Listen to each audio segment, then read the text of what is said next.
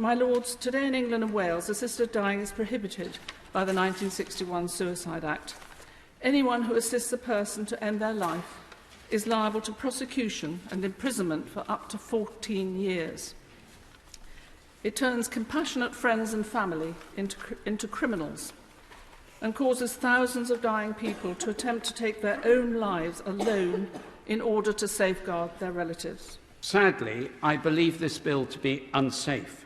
As a curate and parish priest, I spent time with the dying, the sick and the bereaved. I still do. All of us have personal experience. I have as well.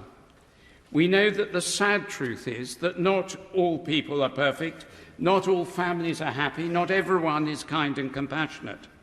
No amount of safeguards can perfect the human heart.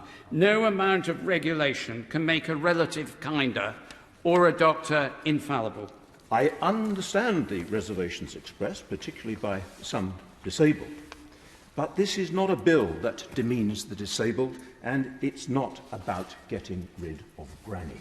How can we be assured that taking the decision on this legislation would not then lead to incremental views about extending the legislation again and again? It will result in unintended, dangerous consequences, as we all know from other jurisdictions where similar legislation exists. It's simply not true to say this doesn't happen. Now I want to tell you something you'll find a little surprising.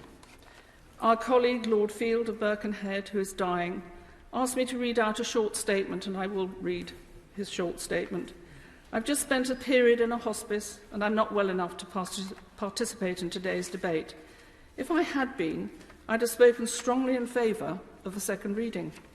I changed my mind on assisted dying when an MP friend was dying of cancer and wanted to die early, before the full horror effects set in, but was denied this opportunity.